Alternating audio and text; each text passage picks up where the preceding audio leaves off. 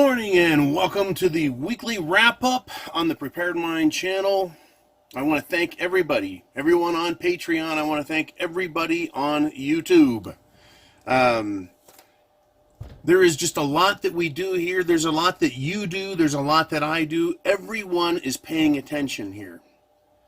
Our job is to get as many people to see what is going on out there so they can get prepared. We need to understand what is happening so we can be prepared. We figured out all the things we need, have we not? We need food, we need water, shelter, clothing, medicine, means of self-defense. We need those things with a plan. We need to understand what's happening, right? And one of the things that's happening, and this is important, one of the things that's happening is we are stuck in a place, right, where there's a penalty for knowing what we know. There used to be an advantage to being a prepper, and there still is, trust me. But there's also now a penalty for it, right? Because of this social media war that's going on. So after you watch this, later today there's going to show up the kitty cat video on YouTube on the Prepared Mind. There's going to be instructions on what to do with that video as soon as it starts to play.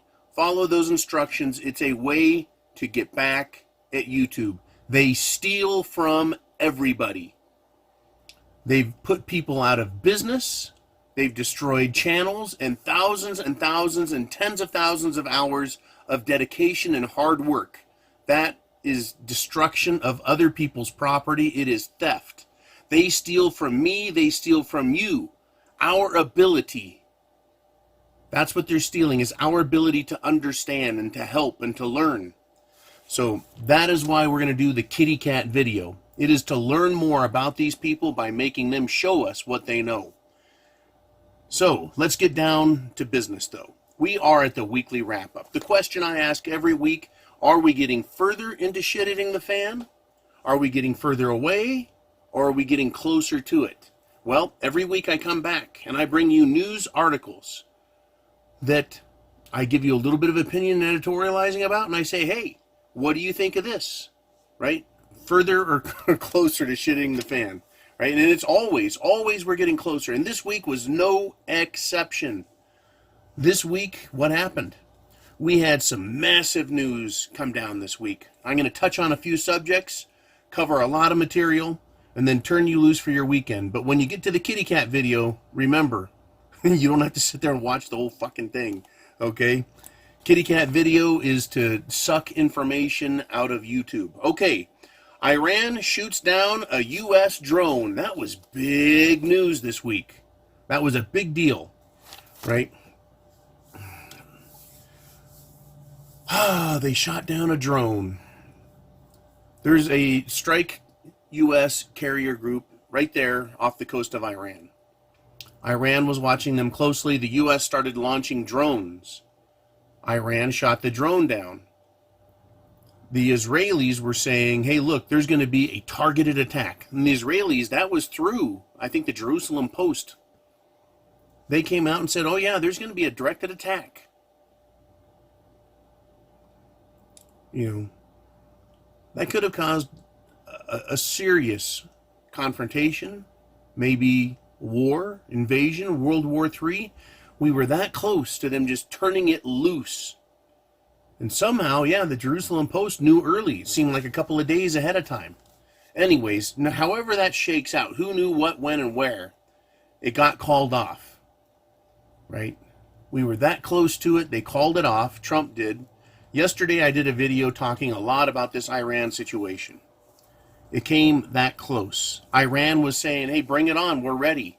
They're backed by Russia and China. The U.S. is down there, and it's not a pretty situation. Fortunately, for now, stalled. Hopefully, it's just put on the back burner for quite a while. But shit-hitting the fan, we got awfully close to some full-scale military bullshit. Right? Now, let's see. Moving away from the Persian Gulf, let's go up to Europe. The European Central Bank. They take kind of the back seat to everything the Federal Reserve does over here in the United States. So Tuesday, Mario Draghi, leader of the European Central Bank, right? He's part of the EU system over there. He comes out and he totally goes limp and says that he's going to do whatever it takes. He's got all the tools he needs, and he'll utilize them to save the EU, to save the euro as a currency. Basically, he pulled rank, or at least he cut in line, stepped right in front of Powell, and laid that out there. The market took off. Not because he did anything good, but because he promised more free, cheap, easy money. Right? And who pays for this cheap, easy money? Well, over in Europe, the Europeans do, the European people. When they do it here in America, we pay. They talk about it being free, cheap, and easy, but it has to be paid back. And it's loaned out through the quantitative easing program, which just means counterfeiting and money printing, and we have to pay back every dollar they print. Anyways, the market effect was it went up a little bit, 300 points. Now they are throwing everything they can out there. And instead of getting 1,000 points, if you recall, back in December, Mnuchin came out, Powell came out, they said, hey, plunge protection team is coming out. The market reacted by coming up over 1,000 points in one day. And it started climbing from then on to where we're at now. We've been flat for a month now. In fact, a little more, with the market being flat or even going down. And they came out and said, we're going to do what it takes in the European Union. And guess what? The market went up 300 measly points. That's all they got. They're firing their biggest guns and they're not getting much results. So Powell comes out Wednesday, the next day, about a day and a half later in our time here in the U.S. And he essentially does the same thing. Hey, he went limp. He's not going to be a hardliner. We're raising rates. No. Essentially, we're guaranteed by next month, according to Peter Schiff and others, based on what he said, next month in July, they're going to lower rates. Quantitative easing, it's coming. Now, maybe they would have lowered rates. Maybe they would have done that, except, you got Trump saying, do it, right? And they're saying, we don't want to, but they need to. It's coming. The reaction to that, to the Powell, Federal Reserve Chairman, the market went up a couple hundred. They're not getting a lot of mileage. Now, that being said, right, we're at and near all-time highs. But that's after firing everything they've got as far as we're here to save you. We got your back. Nothing to be afraid of. Business as usual. Everything's great. Economy's perfect. That's what they're saying. But their actions, what they're promising, is a vote of no confidence in what they've done. So we're getting these mixed emotions, right? Mixed feelings, mixed thought, mixed conclusions.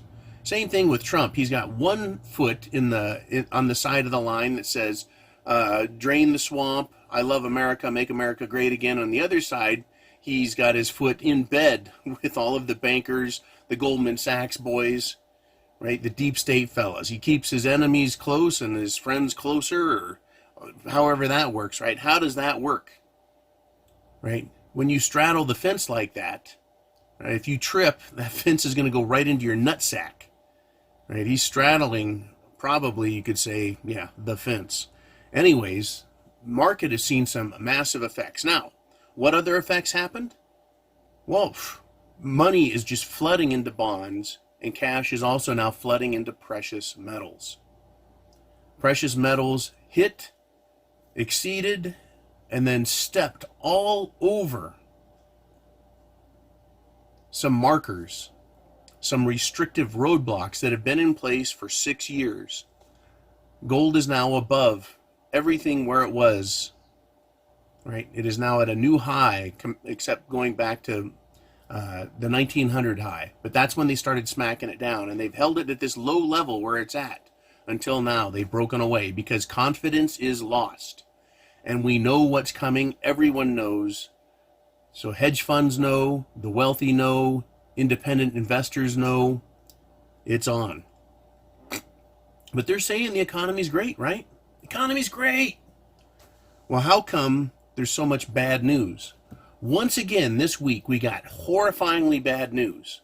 And it's amazing, hasn't it? The last, 6 weeks, 8 weeks, they've actually, you're not going to fucking believe this, because when I say it, it sounds stupid. They have turned intelligence on its head. They have investors so brainwashed that they came up with this new saying, bad news is good news, by saying that, well, these stocks, they're going down. Holy cow, if they're going down, that means they're a great buy, because they're bound and determined to come back up, because the market is going to be going back up, because the Fed is going to save us and they'll go up in value. So bad news is good. Before that, it was buy the dip. Everything's dipping, it's going down, I get it. Now we're getting the bad news. This should cause people to run, absolutely run. Instead, they say bad news is good news to keep everyone in the market. Right? They've got the sheep in the slaughter pen, and they're telling them it's the safest place for them to be. It is insane. Okay, so more bad news. Housing, right? For the 15th month in a row, bad news lowering housing numbers. Just came out yesterday, Friday. Trucking had a great article. I did a big piece on trucking. Trucking is $800 billion, almost $1 trillion a year, the trucking business in the United States of America. It has seen a massive decline. 60% plus decline in business. What's that tell you? Things aren't moving.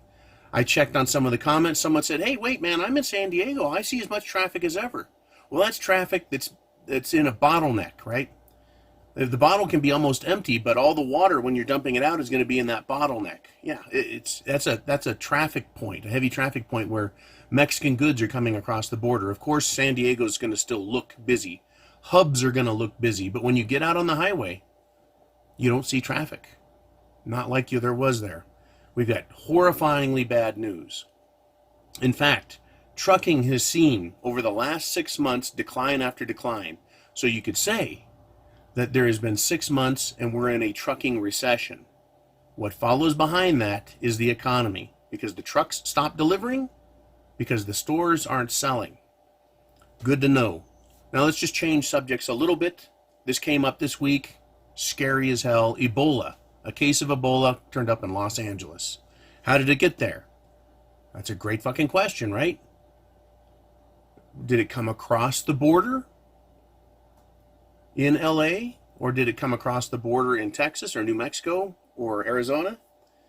The incubation period apparently isn't 30 days. Apparently it's up to 60 days now. It can hide in someone, incubate before it comes out. Anyone coming across the border should be in quarantine.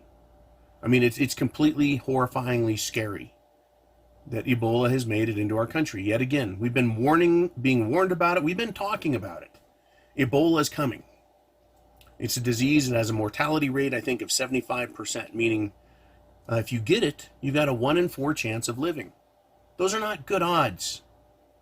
It's not good odds. I mean, it's like Russian roulette and putting 4 rounds of ammunition in a 6-round cylinder.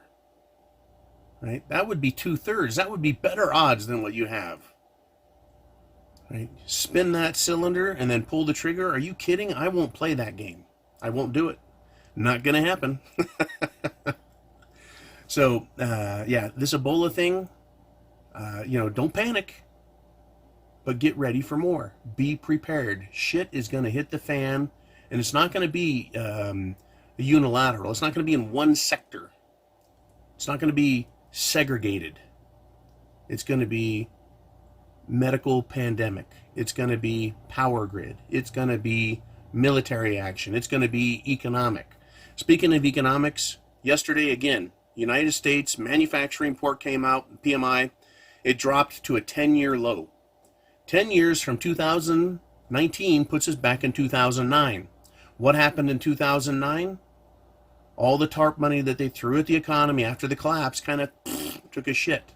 Everything was going south really hard, really fast. And the government came out with this idea, or rather the Federal Reserve talked to the U.S. Treasury and said, let's do quantitative easing. Let's just throw a bunch of money, right, and stuff dollar bills in the cracks in the dike to see if we can stop the leaking. Well, that's where we're back to right now with manufacturing. Things are that bad And they're getting ready to start stuffing dollar bills in the dike again. Because what they did not work. The only thing it did do was take your money from you.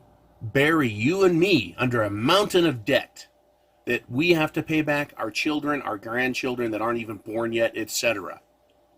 It has been a huge wealth transfer. Because who got rich at this time? That's right, the 1%. The banks, the investment funds, right? The investment and financial houses, they're all soaking wet with brand new ink. Right? That's right. Ink from money printing. They're just soaked with it. Here's some money. Buy back your own company stocks. Give yourselves big giant bonuses. Right? Make the stock market look like it's going great guns by putting all of that fake money into the market so that everyone has to compete at higher prices. So you with your 401k, you with your government job and your pension, you who have privately invested, you're competing with your own tax dollars to buy stocks that are overpriced. You're competing to buy it at high prices, and it's going to fall 60 to 80%. Some people say even more. Bad news. Now, as far as political rancor and shit falling apart, you're going to love this one. Alexandria Ocasio-Cortez has been talking shit about Trump all week, saying that he has concentration camps down on the southern border of our country. Well, guess what they did? Or guess what happened? The Polacks, the Poles, Poland, the nation of Poland has said, what are you talking about? Those are not concentration camps. If you want concentration camps, come over to Poland and we'll show you what a concentration camp was about. In other words, Alexandria Ocasio-Cortez is once again demonstrating the ignorance that she has. See, concentration camps in Poland were about bringing people in, taking all of their gold from them, including pulling the teeth out of their head, taking their glasses, their shoes, their clothes. Those concentration camps were death camps. They would work people to death. They wanted them to work and produce munitions, clothing, armament, anything these factories had, they had conscripted from everyone who was arrested by the Nazis. Everyone paid this price. It was work to death for the state and for corporations in these concentration camps. That is precisely what a concentration camp is. The people on the southern border, they're not having their teeth yanked out of their head. They're not being systematically and completely robbed. They're not being beaten and forced to work. They're not being put in ovens and baked into ash. They're not being gassed to death. And none of this is happening, right? None of that is happening. That is what happened in World War II. In Poland, in the Czech Republic, Slovakia, Germany, Austria, France, Italy. There were hundreds, if not thousands, of concentration camps. I believe it's thousands. And AOC has the temerity, the guts to stand up and say what we have is that. Right? So, when we say concentration camp, we really mean people were being worked and people were dying. To the contrary, something is quite different here. But what is AOC doing? It's called political divisiveness, division, divide and conquer. It's about partisanship. They want to continue to create a partisan divide whereby people on the left want to blame people on the right, right? And people on the right, we're blaming people on the left. Go to work. Stop asking for free handouts. Stop stealing my money. Right? And they're blaming us, right, on the right for their problems. Crazy. Now, there was something really fascinating that did happen this week. I watched some commercials on some YouTube videos, and one of them was an impeach Trump ad. And I'm going to kind of roll back around onto YouTube a little bit. You see, I'm not allowed to talk and say what I want and be on equal footing with other YouTube businesses. Right? because they're afraid that the things that I say are so offensive that advertisers would be upset, and they don't want to pay for advertising on a channel like mine. Yet I have advertisers who come on in their advertisement on my channel and others where you hear foul language, as in sex. The word fuck is used in commercials created by companies who want your business. So they're willing to come on in a commercial and talk dirty and nasty and shitty about subjects that are filthy, like the one where women say they want to have sex. I'm on my period, but I want to fuck. There's those kind of commercials where they can be absolutely filthy, but the subjects I talk about, because they have a libertarian slant to them, a law and order, justice, equality slant. I guess those are evil things, because that's the slant I have. They're not going to allow advertisers to come on my channel. Yet these are the advertisements that I see out there. Advertisers themselves are partisan and are crass, right? It's complete hypocrisy. Just on that point, not to mention the point that if you have a left slanting channel and business, you are not penalized for being here. You're not silenced. You're not penalized financially. You're not having your businesses and your livelihoods ruined, but they're doing it to us. It's because of the information that you have in your head is valuable, and they don't want it being spread. It's a battle. Right now, we're engaged in a battle. Info war. All right. Oh, another thing.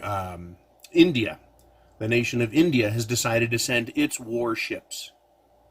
What that consists of, it's not the same as the American naval power, but it isn't insignificant.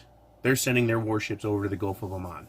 That's a lot of toys floating in that bathtub over there. They're going to run into each other. There's risks. There's problems. The higher number of ships we have, the higher the likelihood of there being a false flag or just a plain old accident. Because it's not just warships over there. The warships over there are trying to protect the oil tankers. The oil tankers are trying to supply the world with the world's energy. Right? And we've got a bunch of idiots who can't think their way out of a paper bag. And they're stuffing all the military power they can into the region. India, what they're doing there, are they protecting their interests? I'm sure they could make that argument. So if everyone on the planet decides to send warships over there, they're all protecting themselves and threatening each other. Absolutely incredible. And another big news story that came out is the Department of Justice is being directed by Trump to investigate Obama for phone tapping.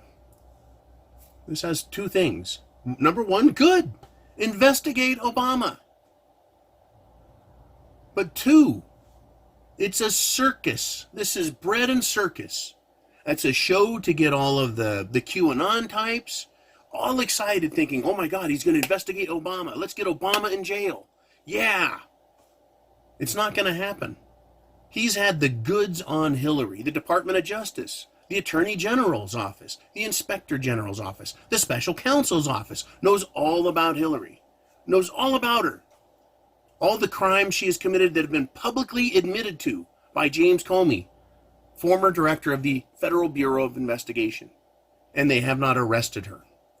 So even if they find something on Mr. Obama, ex-president Barry Soetoro, Barack Hussein Obama, even if they find something, he will not be arrested.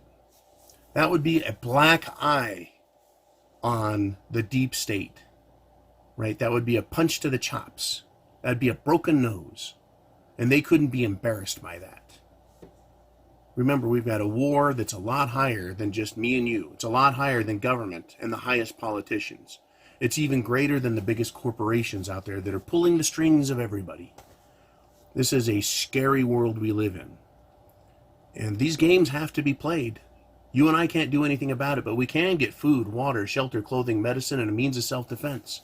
Those are the things we can do. That's why we're preppers, and understanding what's going on is key. Because when the shit goes down, it goes down in your neighborhood. You need to be ready and know who and what and where and why. And by learning all this stuff ahead of time, you're going to be having the when. You're going to know when it's going to happen as it's happening. Now, the advantage you have and I have is we've been watching all this going on. We're not going to be surprised when shit hits the fan. Doesn't mean you won't be scared. Doesn't mean you won't be alarmed or shocked or pissed. But you'll be ready. You'll understand what's going on. And compared to you, people out there are going to be frightfully shocked. They're going to be frightfully scared. They're going to lose their minds. They're just going to be wanting revenge, wanting to blame someone. They're going to be confused. They're going to be so confused, scared, angry, upset, and bewildered. They're going to make you seem like a rational, calm human being. And you will be for the most part, because you have food, water, shelter, clothing, etc. Because you have those things, you're going to be prepared. And you can just deal with what's in front of you and not worry about food for the next day or water next week. All you have to do is deal with what's out in front of you. That way you can understand law enforcement. You can understand people in the neighborhood. All of those things. So you guys, chance favors the prepared mind. Thank you again for supporting and sponsoring the channel and doing what it takes to continue to share these videos with others. Share the URL link, the web address. Tell people, start learning, right? Because people can know. This week I noticed there is a marked change in the way people are thinking and looking at the government, looking at the markets, looking at our infrastructure because of Argentina losing its lights last weekend, right? The blackout in Argentina, the entire nation. People are realizing that stuff can happen, right? And it's gonna happen, right? Just yesterday, we had that big frickin' explosion at the South Philadelphia oil refinery. Massive explosion. That is the biggest refinery on the northeast sector of the country. There's others, but that's the big one. That's the big boy. Right? 1/3 of barrels of crude oil are processed a day. That's a lot of fuel. It's a lot of diesel. It's a lot of gas. Right? Wow. And it can just get stopped. Flick of a switch. They can just turn things off or blow things up. So you guys be cool. Chance favors the prepared mind is yours. Godspeed to all. Always faithful. Semper Fi. I'll talk to you all soon. Oh, and don't forget the kitty cat video. You guys be cool. Bye-bye.